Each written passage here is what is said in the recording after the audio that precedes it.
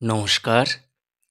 আজ আন্তর্জাতিক নারী দিবস উপলক্ষে বিশ্বের সমস্ত নারী জাতিকে শ্রদ্ধাসহ প্রণাম জানাই। আমি মনে করি বিশ্বের সকল নারী এবং পুরুষের কাছে শ্রেষ্ঠ নারী হলেন তাদের নিজ নিজ মা।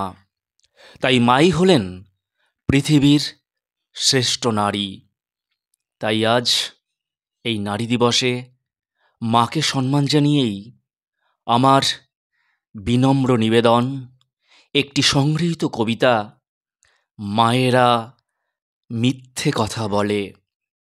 কবিতাটি সম্পূর্ণ শোনার অনুরোধ রইল এবং আমার কবিতা পাঠ যদি আপনাদের কাছে এতটুকু ভালো লেগে থাকে তা অবশ্যই মতামত জানিয়ে আমার পাশে থাকবেন। মায়েরা মিথ্যে কথা বলে। ছোটবেলায় যখন খেতে চাইতাম না, বলতো ছেলেধরারা দুষ্টু ছেলেদের ঝুলিতে পুরে নিয়ে যায়। তারপর সবার খাওয়ার শেষে মার জন্য পড়ে থাকা শেষ মিষ্টিটার দিকে যখন তাকাতাম, মা আমাকে ওটা দিয়ে বলতো মায়ের জন্য নাকি তোলা আছে আলাদা করে। মায়েরা মিথ্যে কথা বলে। মনে আছে একবার পুজোর সময় জুতো কিনতে গিয়ে মধ্যবিত্তের বরাদ্দ বাজেটের চেয়ে দামি একটা পছন্দ হয়েছিল। মুখে বলিনি, কিন্তু মা ঠিক বুঝেছিল। বাবার হাতে পছন্দের জুতোটা দিয়ে বলেছিল মায়ের নাকি নিজের জন্য কিচ্ছু পছন্দ হয়নি। আমি কিন্তু বুঝেছিলাম মায়েরা সত্যিই মিথ্যে কথা বলে। কাকতালীয়ভাবে আমার পরীক্ষার আগে মায়েরও নাকি রাত্রিরে ঘুম আসতো না, কিন্তু দেরি করে ওঠার লাক্সারি তো নেই। তাই চোখের নিচের কালিকে মা বয়সের ছাপ বলতো।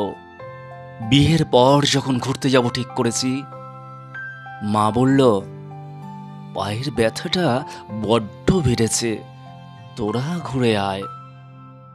মায়েরা হয়তো সত্যি মিথ্যে কথা বলে।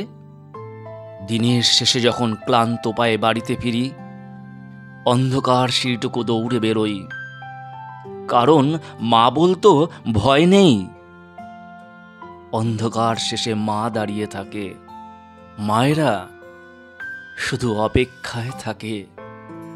মায়েরা ঘুমায় না। হয়তো মায়েরাই সবচেয়ে বেশি মিথ্যে কথা বলে। হয়তো মায়েরাই সবচেয়ে বেশি মিথ্যে কথা বলে। মায়েরাই সবচেয়ে বেশি মিথ্যে কথা বলে। নমস্কার। আজ আন্তর্জাতিক নারী দিবস উপলক্ষে মাকে নিয়ে একটি সংগৃহীত কবিতা। যদি আমার কণ্ঠে এতটুকু ভালো লেগে থাকে তাহলে অবশ্যই প্রত্যেকেই একটি করে লাইক এবং কমেন্ট করতে ভুলবেন না। আর যারা নতুন আছেন তারা আমার এই ক্ষুদ্র চ্যানেলটিকে অবশ্যই সাবস্ক্রাইব করে আমার পাশে থাকবেন।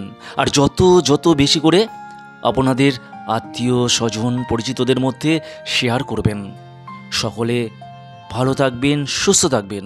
আর আপনাদের আশীর্বাদ এবং ভালোবাসা আমার চলার পথে একমাত্র পাথেয়। নমস্কার।